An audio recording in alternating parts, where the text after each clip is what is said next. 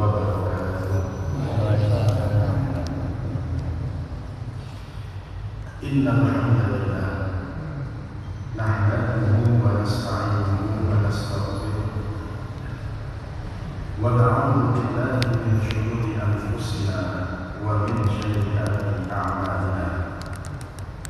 May yahdihillahu fala mudilla lahu wa man yudlil fala hadiya lahu. Asyhadu an la ilaha illallah wahdahu la syarika lahu wa asyhadu anna Muhammadan abduhu wa rasuluh la nabiyya ba'dahu. Allahumma shalli wa sallim wa barik ala Muhammadin wa ala alihi wa ashabihi wa man tabi'ahum bi ihsanin ila yaumil amma ba'd. Bapak-bapak, ibu-ibu dan jamaah sholat Isya sekaligus jamaah pengajian Masjid Al-Furqan, a'azzallahu wa iyyakum. Marilah pada kesempatan di sore atau di malam yang berbarokah ini, di rumah Allah yang juga mulia ini, kita sama-sama mengaturkan rasa syukur terima kasih kita pada Allah sebab Allah mengasih melimpahkan untuk kita nikmat sehat.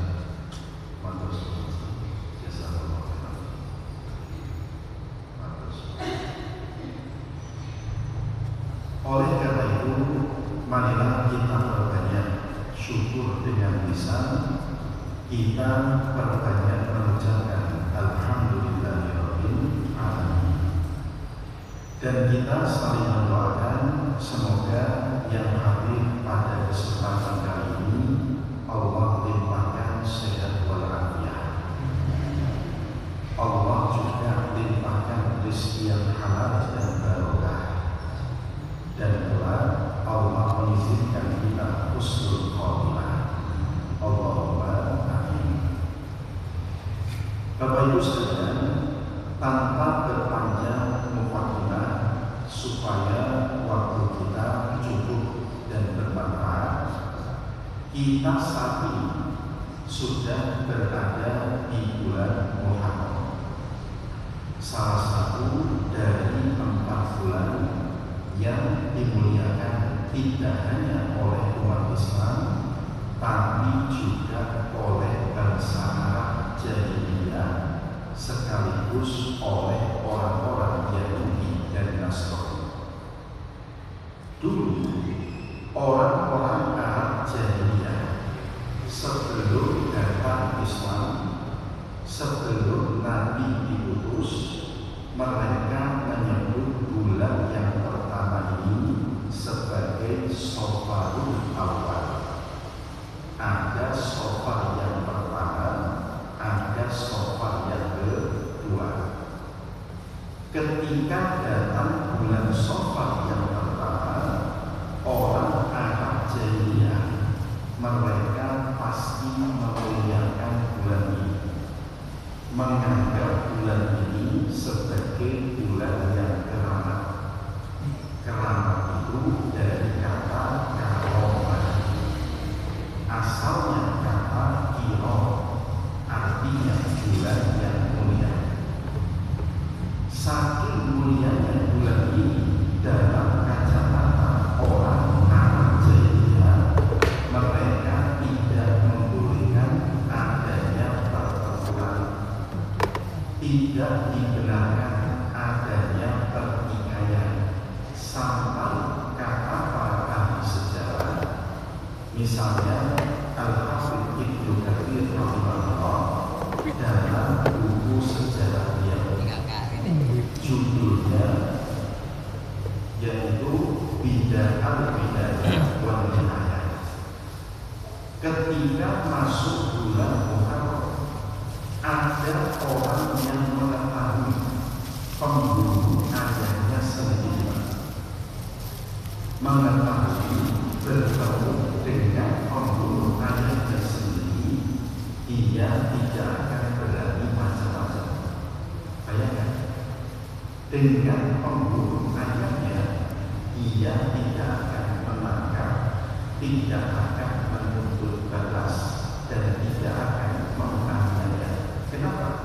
Saking keramatnya bulan ini, sehingga mereka betul-betul menjaga diri supaya tidak terjadi pertikaian. Ketika Nabi SAW diutus menjadi Nabi dan Rasul, budaya yang baik lima, ada kebiasaan yang baik yang malu, kemudian diteruskan oleh Islam. Ini bukti bahwa Islam bukanlah agama yang anti terhadap budaya. Islam bukanlah agama yang anti terhadap adat istiadat. Oleh ulama di kemudian hari, bahkan adat itu bisa menjadi hukum. Ulama membuat kaidah al-'adatul muhakkamah. Adat kebiasaan yang berlaku di masyarakat selama tidak bertentangan dengan nilai-nilai Islam, maka dia bisa menjadi hukum. Menunjukkan Islam tidak anti terhadap budaya. Begitu masuk bulan yang pertama setiap tahunnya, kita menyebut sebagai Syahrul Hurum, bulan yang mulia, bulan yang haram. Haram itu maknanya dua poin.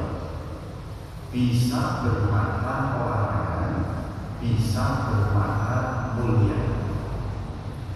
Disebut dengan tanah haram karena di tanah tersebut kita tidak boleh melakukan pertumpahan darah.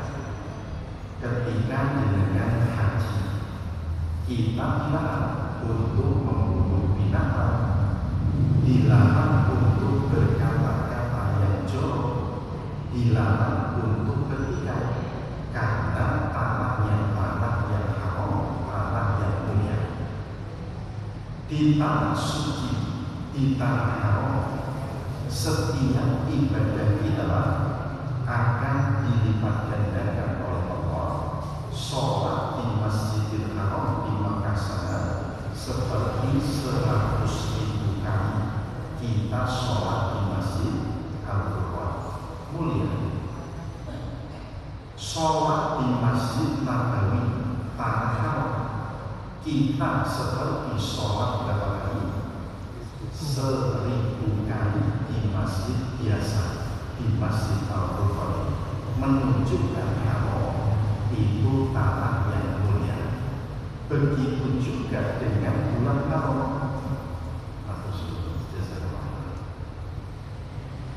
Siapa yang beramal sholih di bulan ini, Ibnu Abbas menyebutkan dalam tafsir surah At-Taubah ayat yang ke-36, fala tadlimu fihinna anfusakum. Jangan kalian berlaku zalim di bulan haram. Beliau menafsirkan, siapa yang beramal sholih di bulan-bulan haram, salah satunya bulan yang pertama ini, yudha'af hasanatu, pahala kita akan dilipat gandakan oleh Allah. Dan sebaliknya, siapa yang beramal sayyi'ah, beramal yang buruk, maka dosa-dosanya pun yudha'af, berlipat ganda. Oleh karena itu, marilah di awal bulan Muharram ini kita betul-betul menjaga diri, sekaligus kita mengusahakan untuk beramal yang sholih.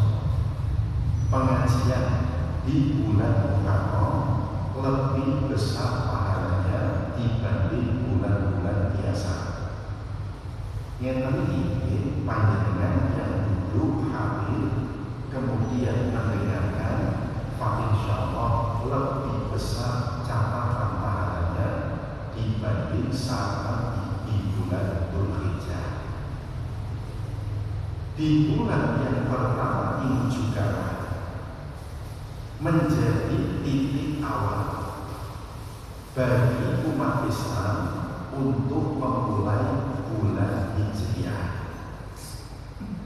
Siapa orang yang pertama kali menetapkan bulan Muharram sebagai bulan yang pertama dalam kalender Hijriah?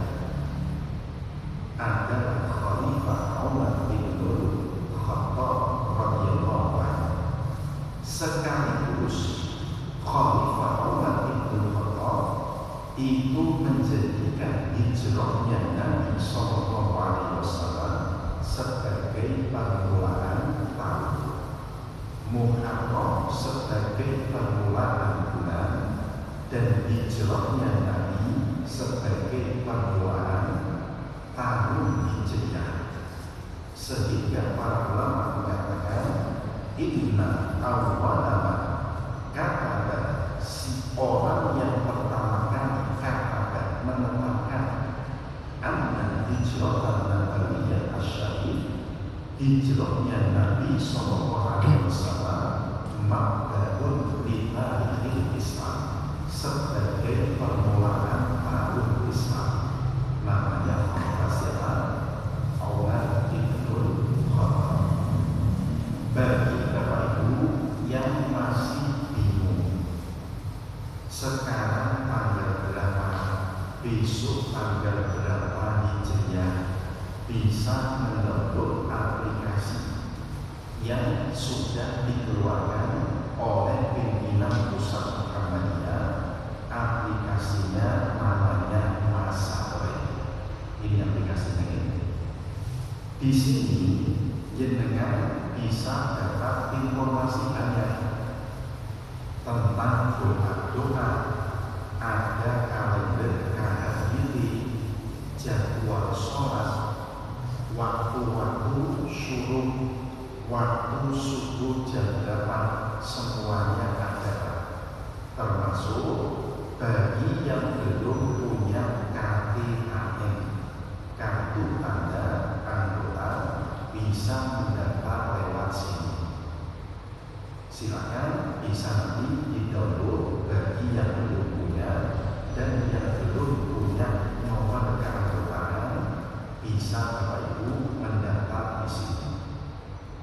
Bapak Ibu sekalian, selain menghormati bulan pertama, orang-orang Arab Jahiliyah juga mengadakan puasa di bulan Muharram.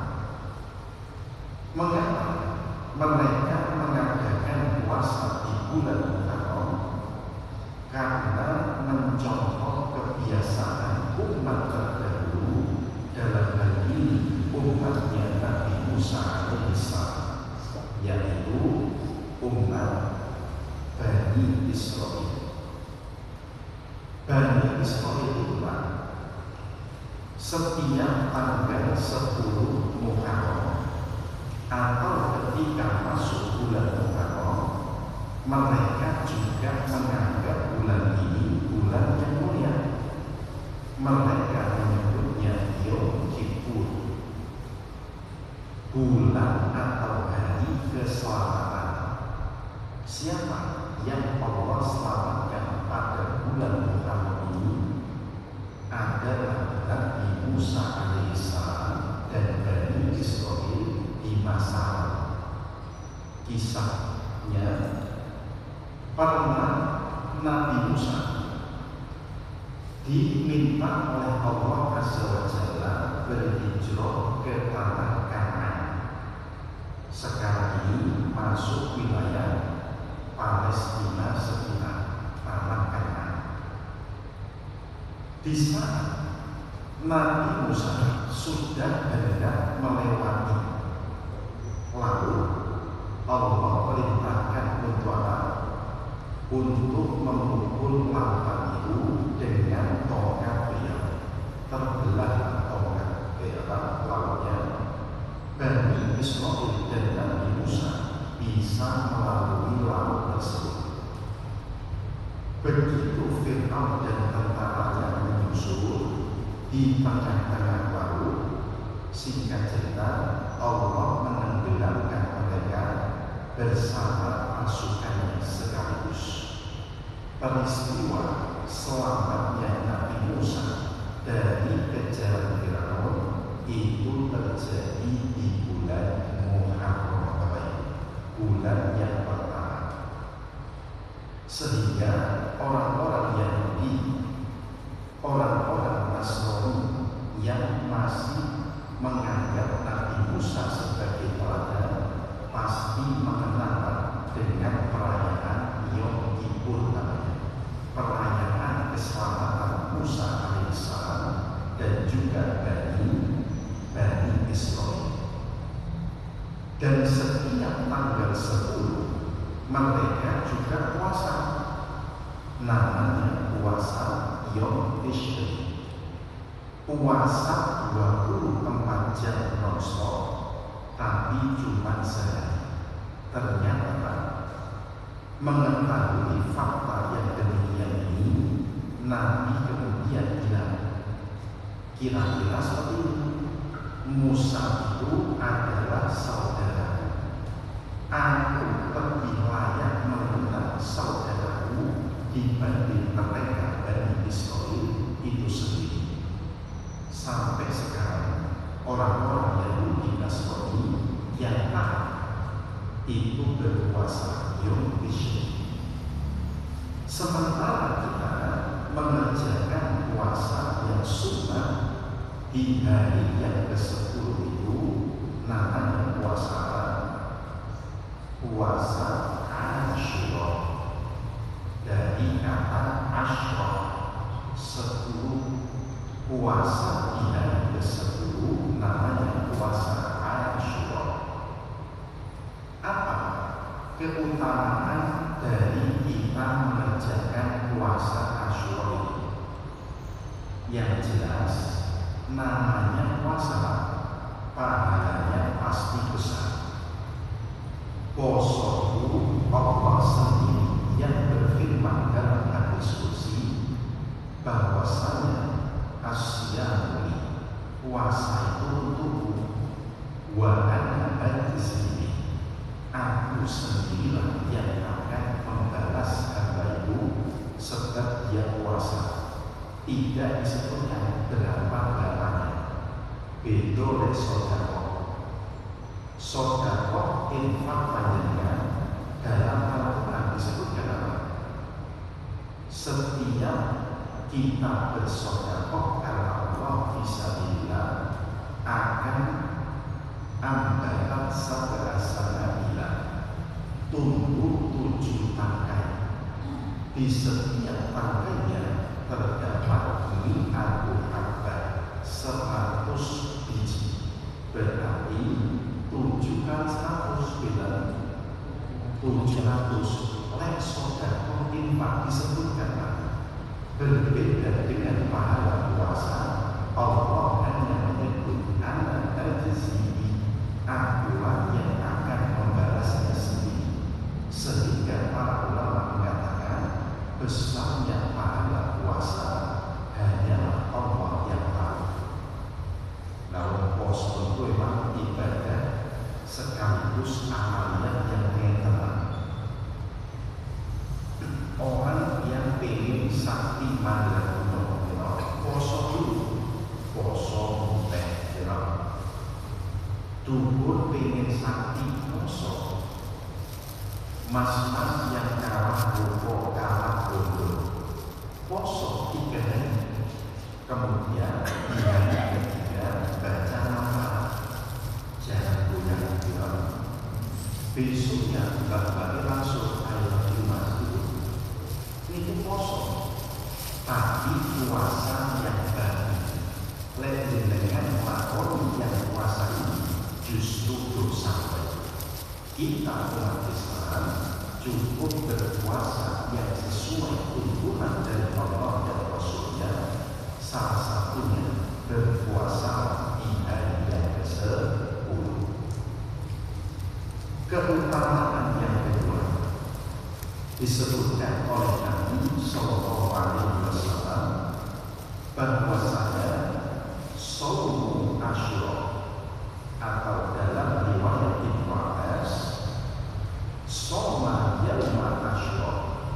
siapa yang berpuasa pada hari Asyura, maka yukafiru as-sana al-bariyah, dosa kita selama 1 tahun yang lalu bakal diampuni oleh Allah. Puasa 1 hari, dosa kita akan diampuni 1 tahun yang telah berlalu. Tapi dosa yang kecil terbaik, dosa lantaran panjenengan berprasangka yang tidak baik dihapuskan oleh Allah. Dosa sebab memandang yang tidak halal untuk kita dihapuskan oleh Allah.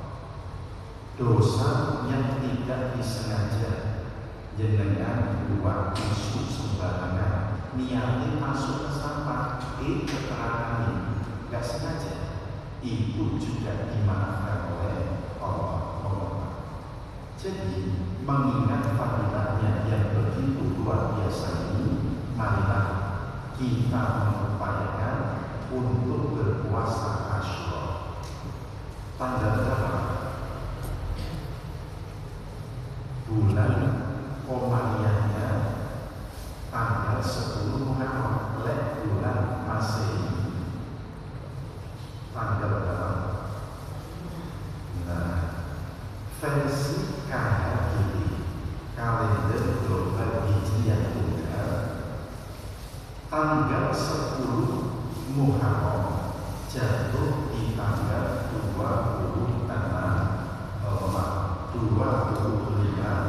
Juni.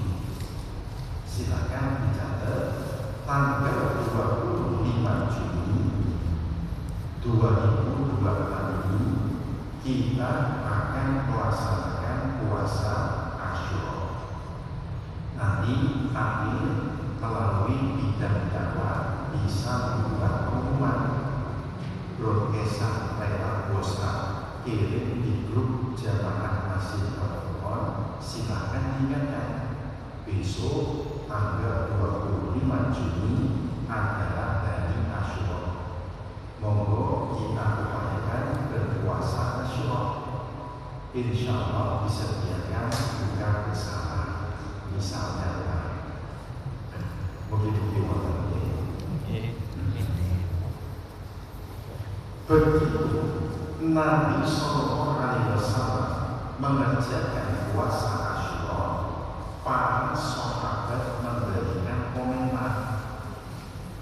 Apa komentar para sahabat? Ya Rasulullah, inna yawma tu'adhimul yahud wal nasara. Hari ke-10 Muharram itu, wahai Rasul, adalah hari yang diagungkan oleh orang Yahudi dan oleh orang Nasrani. Mengenang peristiwa tadi diselamatkan oleh Nabi Musa alaihissalam. Sebetulnya Bapak Ibu, Bani Israil itu banyak, tapi yang tersisa di masa Nabi SAW sampai hari ini hanya tersisa bangsa Yahudi saja. Oleh Bani Israil ada berapa suku? Ada 12 suku. Putranya Nabi Yakub alaihissalam itu jumlahnya berapa? 12 anak inilah yang disebut Bani Israil. Israel julukannya siapa? Julukannya siapa?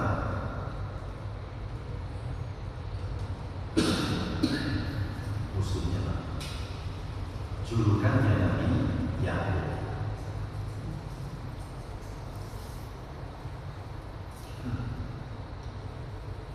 Kita bisa bayangkan kalau dulu Bani Israil yang masih komplit 12 suku, betapa rekornya Nabi Musa hilang. Sekarang saja cuma tersisa 1 suku Israel yaitu bangsa Yahudi sudah membuat rekor umat sedunia. Apalagi dulu Nabi Musa membersamai seluruh Bani Israel, betapa rekornya beliau.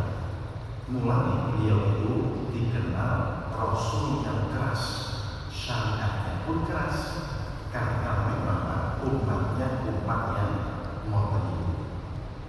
Nah, di saat para sahabat memberikan kabar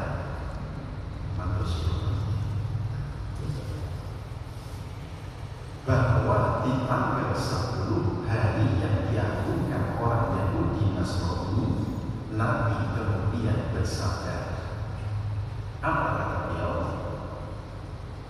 Idza ja'a amrun mubin, kalau nanti datang tahun yang akan datang, sunnah yaumat tasya, kita akan berpuasa juga di tanggal yang ke-9. Tanggal yang ke-9 kita berpuasa, namanya puasa Tasyura, puasa di hari yang ke-9. Sayangnya sebelum sampai bulan Muharram tahun depan, Nabi sudah kabur. Beliau meninggal dunia sebelum sampai Muharram yang akan datang. Jadi beliau tidak pernah sekalipun berpuasa Tasyura. Maka saya tanya, jenengan kita boleh tidak mengerjakan puasa Tasyura? Boleh lah. Nabi tidak pernah boleh. Nah, berarti tidak semua yang dilakukan oleh Rasulullah itu menjadi sunnah, dan sebaliknya belum tentu yang tidak dilakukan Rasulullah itu adalah bid'ah. Contoh yang dilakukan oleh Rasulullah tapi jenengan tidak boleh melakukan apa? Menikah lebih daripada tadi dia bacanya contoh maksimal junasa maksimal pangkat. Nabi dengan khususiyahnya, kekhususan dari Allah, boleh menikah lebih dari itu, dan itu adalah perintah dari Allah, bukan atas kemauan beliau pribadi. Jangan diluar. Dulu ada mata kuliah saya untuk mengcounter tuduhan Robert Moli namanya, yang menuduh Muhammad itu gila perempuan katanya, termasuk menuduh Muhammad itu pedofil. Apa pedofil? Senang dalam konteks syahwatnya, senang kepada anak kecil, lalu dibantah tak boleh sampai. Jadi mata dia kapan-kapan oleh orang bahasa kita bahas.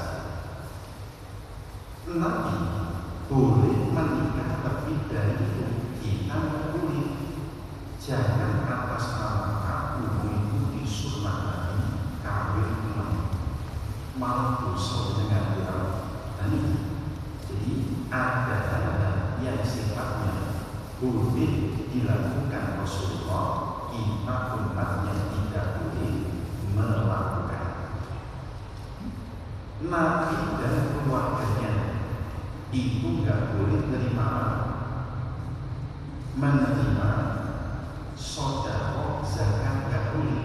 Walaupun keluarga beliau misalnya ada yang miskin, terus kita niru, ada keluarga yang miskin nggak boleh dikasih sedekah. Alasannya nyontoh Rasulullah, keliru.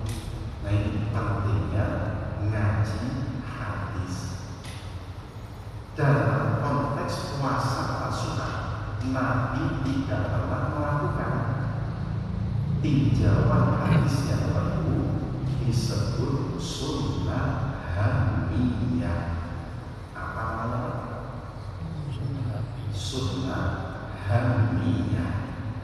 belum dilakukan Rasulullah, tapi sudah direncanakan, dan ini boleh untuk dikerjakan.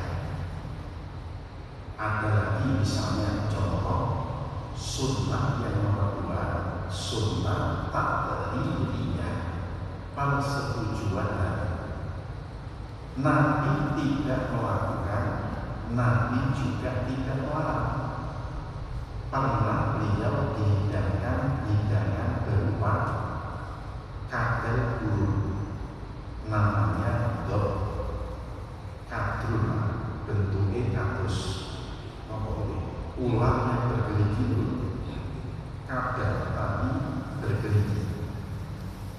Di lingkungan Khalid bin Walid itu makanan yang biasa, sementara di masyarakat Quraisy itu bukan makanan kebiasaan. Podo dengan lihat hidangan berupa walang goreng, belalang digoreng, halal belalang itu, tapi kita nggak biasa belalang. Nabi pun nggak biasa makan loh. Beliau kemudian mempersilahkan, monggo sampai makan, tapi saya nggak bisa makan. Bukan berarti itu haram. Namanya hadis apa? Hadis takrib. Apalagi 3 ada sunnah fi'liyah, perbuatan Nabi langsung. Biasanya dengan baca hadis ditandai dengan ra'aitu Rasulullah, aku melihat Rasulullah sholat. Yang melihat sahabat Nabi itu kalau sholat, tangannya pas takbiratul ihram terbuka semacam ini, hatta yuhadiyah, sampai sejajar dengan bayadul ibtai, sejajar dengan daun telinga. Itu hadis fikih namanya. Ada juga hadis qauli, ucapan Nabi langsung. Dengan baca hadis biasanya ditandai dengan apa? Langsung qala Rasulullah, itu riwayat qauliyah. Kembali kepada hadis tadi, ulama menghukumi hadis ini sebagai riwayat yang makbulah, yang bisa diterima. Karena apa? Selain karena sudah direncanakan oleh Rasul, puasa di tanggal 9 itu khalafal yahud wan nasara, supaya kita juga berbeda dengan orang Yahudi dan orang Nasrani. Maka bagi Bapak Ibu yang tidak ada udur, lebih afdol jenengan sebelum berpuasa Asyura kita kerjakan dulu puasa di tanggal yang ke-9.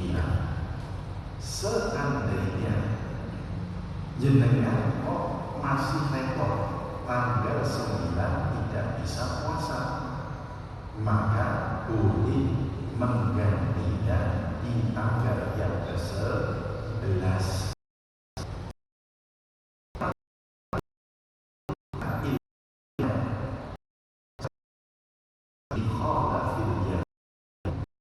Supaya berbeda dan dengan orang Nasrani. Dan andai jenengan kuat masa dari berturut-turut 9 dan 11 yang sebut yang enggak sila berpuasa berpuasa di tanggal yang ke-10. Yang Subhanahu wa ta'ala ini bertambah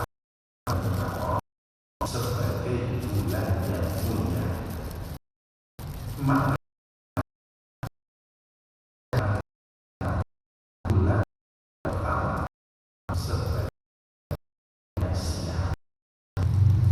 Jadi kira-kira bulan bulan Syawal sebagai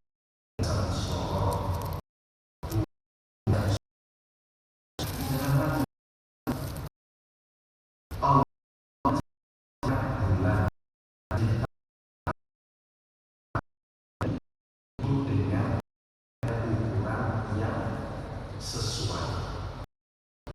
Satu bulan di sisi semuanya baik.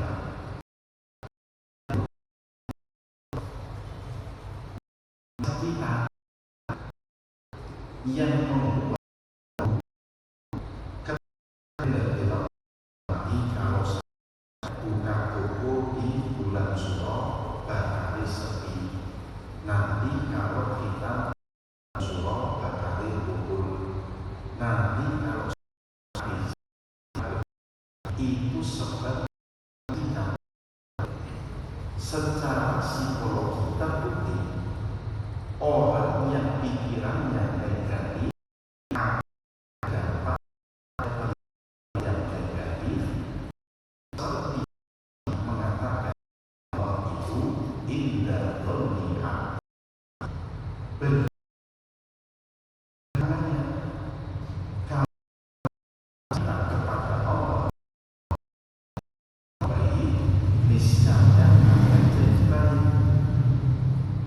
Bulan baik ya jadi baik tetap. Lek kita berprasangka itu ya bakal maka yang tetap yang kita sendiri. Oleh karena itu berpikirlah yang positif, perbaiki buat yang mau mengadakan acara di bulan ini, insya Allah baik.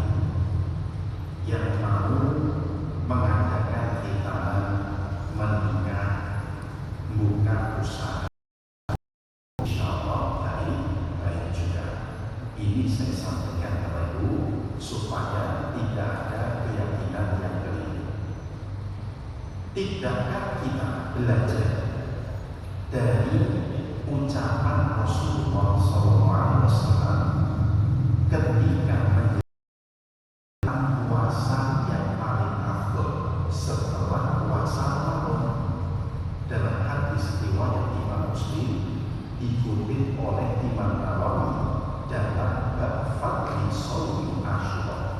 Apa kata Nabi? Afdhalus siyami ba'da shaumi Ramadan. Puasa yang paling afdal setelah kita puasa di bulan Ramadan, Syahrullahil Muharram, yaitu berpuasa di bulannya Allah, yaitu bulan Muharram. Melalui lisan beliau yang mulia, beliau menjelaskan bulan satu ini adalah bulannya Allah. Cik wani-wani kita mengatakan bulan siang, pada bulan siang Allah. Ini saya sampaikan sekali lagi supaya tidak ada keyakinan yang keliru, keyakinan yang menyimpang. Pertanyaannya, sejak kapan sih muncul akidah, muncul keyakinan kalau bulan yang pertama atau bulan Syawal ini sebagai bulan siang? Padahal orang Arab jahiliyah sendiri ini bulan ini oleh keyakinan orang bulan yang tidak baik untuk mengadakan pesta pernikahan. Itu bulan apa? Bulan Syawal. Syawal itu unta yang mengepakkan ekornya. Secara bahasanya itu, kenapa mereka nggak mau menikah di bulan Syawal? Sebab meniru perilaku hewan. Unta tidak mau kawin karena memang bukan musimnya. Unta itu tidak mau kawin dibuktikan apa? Mengepak-ngepakkan ekor di bulan Syawal. Kemudian menjadi keyakinan sekaligus tindakan. Mereka tidak mau menikah di bulan Syawal.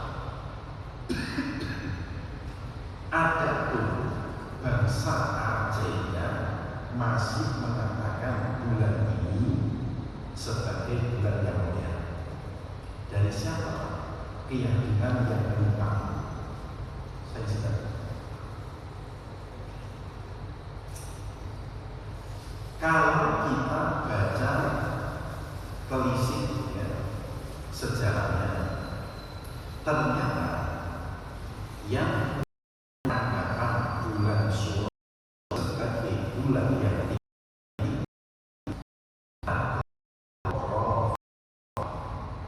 kelompok Syiah Rafidhah.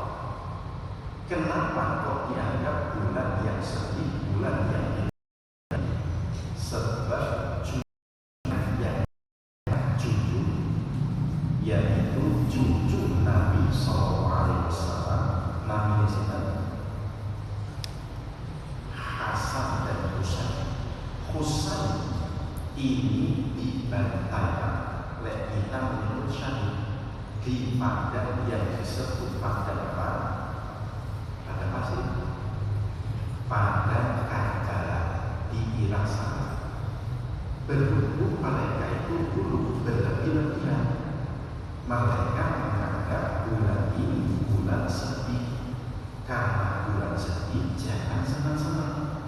Masa keluarga Nabi ada yang meninggal syahid satu di bulan Ramadan, kok kita enak-enakan menikah, buka buku, khitanan, pesta? Jangan. Ini keyakinan orang-orang Rafidhah. Bagaimana dengan Ahlus Sunnah? Ahlus Sunnah juga menghormati keluarga Nabi. Kita juga mencintai dzurriyyah Nabi Sallallahu Alaihi Wasallam, tapi kita tidak hulu. Apa arti hulu? Berlebih-lebihan. Apa yang terjadi kepada cucu Nabi, keluarga Nabi di saat itulah yang disebut fitnah bainas sahabat. Ujian yang terjadi di antara para sahabat dan keluarga yang Nabi saat itu. Jangan dipandang karena usai terbunuh maka sahabat-sahabat Nabi semuanya kafir. Kita Ahlus Sunnah berada di tengah-tengah. Sahabat Nabi saat itu sedang terkena fitnah ujian. Kita juga mengatakan keluarga Nabi sebagai dzurriyyah yang mulia, tapi tidak bunuh Nabi berlebih-lebihan. Dan janganlah dikaitkan antara satu kejadian yang tragis kemudian dihubungkan, oh ini bulan yang siap. Jangan dikait-kaitkan ya, wajah ke belakang bagi kita. Ojo menikah di tanggal ini sekali wajah sebab apa? Hari ke belakang bagi jangan ya. Semua hari, semua bulan insya Allah mulia dan baik di sisi Allah Subhanahu wa Ta'ala. Sebagai akhirat barang kita apakah kita mendengar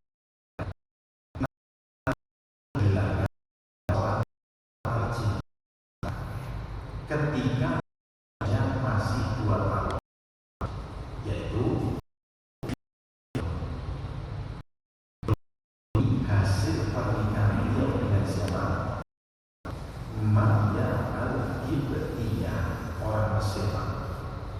Bisa Ibrahim umur 2 tahun, Ibrahim kabur. Salah satu yang menyebabkan Nabi menangis waktu sesungguhnya sebab wafatnya Ibrahim, menangis dia. Bisa itu kebetulan sedang terjadi gerhana. Orang-orang Arab, sebagian sahabat yang imannya masih lemah baru masuk Islam, itu punya anggapan, terjadinya gerhana ini karena putranya Nabi wafat. Alam semesta bukan. Begitu melihat fakta ini, Nabi kemudian berkhutbah. Apa katanya? La yang kasifani imam ahli binanas. Terjadi gerhana itu bukan karena seseorang, walakin dan akan tetapi ayatun min ayatillah, adalah tanda-tanda kekuasaan Allah. Jangan juga dianggap terjadinya gerhana sebab dimakan oleh buto lagi hijau sampun isi sali buto hilang. Terjadi gerhana biar anak-anak bapak-bapak termasuk semua masuk rumah, kunci rapat-rapat pintu, tutup rapat-rapat jendela sambil lakukan. Sementara Islam selalu menganggap itu bukanlah kematian, bukan juga sebab dimakan buto hijau, tapi karena tanda kekuasaan Allah. Ketika melihat dua peristiwa itu, kata Nabi, fakulu fasolu wa tasoddaqu, silakan kalian bangkit, tunaikanlah sholat dan bersedekah. Saya tanya, sholat gerhana berjamaah dikerjakan di masjid atau dalam rumah? Di masjid berarti bukan nutup rumah, nutup jendela rapat keluar dari rumah untuk mengerjakan sholat di masjid. Tidak hanya sholat, perbanyaklah kalian bersedekah. Berarti kita bertemu dengan orang, bukan di dalam rumah. Ini Islam baik. Saya tidak merasakan apakah dengan tetap ikut dengan budaya ataukah dengan nilai-nilai Islam. Saya tidak merasa, cuma menyampaikan lekulo kata merasa umatnya Nabi Muhammad SAW. Saya melok apa yang diucapkan oleh Nabi Muhammad. Jadi kan umat Islam sambil balik. Nah, Bapak Ibu sekalian, dua hari ya, mudah-mudahan bisa kita. Pertama, kita akan tidak usulkan berpuasalah di bulan di tanggal berapa? 10 lek sakit di lambat tanggal 9, dan kita meyakini bulan Muharram sebagai bulan yang mulia. Ada yang tanya apa?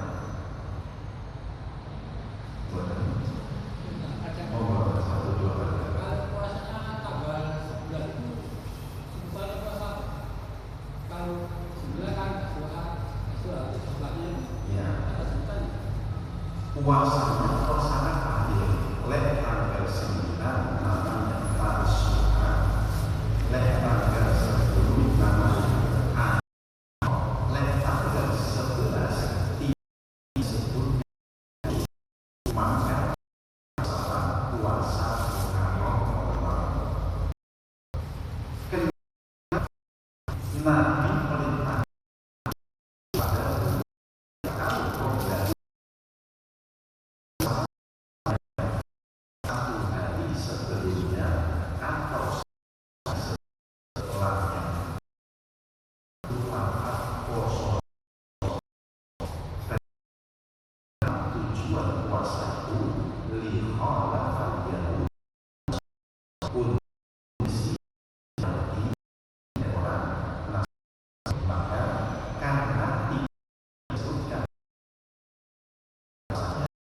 kita niatkan saja puasa Muharram, sebab Nabi sendiri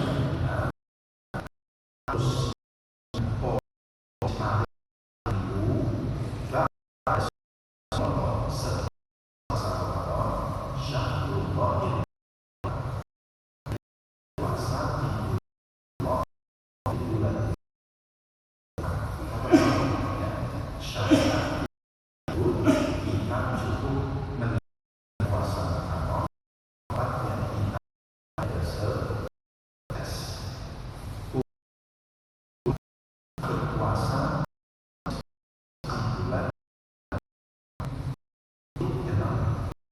jadi yang puasa Senin dan Khamis ini kalau sudah ada nama wallahu a'lam bishawab. Ini tentang pahala puasa tadi. Puasa itu untukku dan aku yang akan membalasnya. Apakah itu untuk puasa Ramadan atau puasa-puasa yang lain? Ya. Apakah hadis tadi untuk puasa Ramadan atau untuk yang lain? Jawabnya secara umum untuk semua puasa. Konteksnya dalam hadis itu, hadis qudsi betul dalam konteks puasa Ramadan. Tetapi ingat, memahami dalil ada kaidah yang berbunyi apa namanya? Lafaz itu maknanya minasih, wali sebedanya ini. Adanya apa?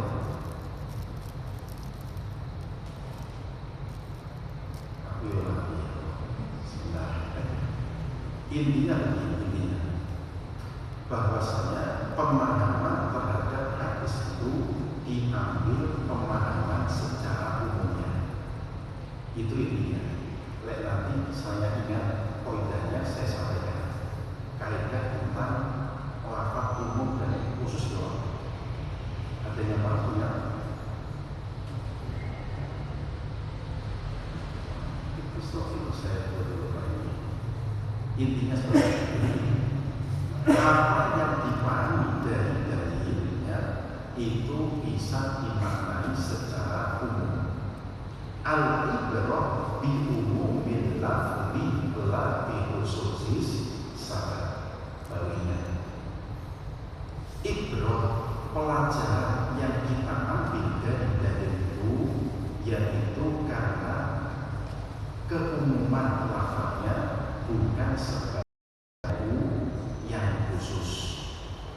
Misalnya kita hanya mengambil sebab yang khusus, niscaya tidak bisa mengamalkan syariat. Contohnya di masalah tentang sedekah, ada sahabat yang bersedekah kemudian ditiru oleh orang lain. Sedekah kemudian orang lain meniru. Nabi bilang, man sanna fil islami sunnatan hasanah. Siapa yang memulai memberikan contoh dengan contoh yang baik, dia dapat pahala. Ketika orang lain mengerjakan, dia dapat pahala. Lagi bilang, kalau diterapkan kaidah yang diambil adalah khusus, maka itu khusus untuk siapa? Untuk sahabat di masa itu. Kita nggak bisa mengamalkan sekarang. Maka yang diambil dari kata ulama usul al-ibrah bi umumil lafzi la bi khususis sabab. Yang diambil adalah keumuman dalilnya. Allah menyebutkan asya'u, puasa itu hanya untukku, betul konteksnya adalah puasa Ramadan, tidak mencakup semua puasa. Bulan yang barokah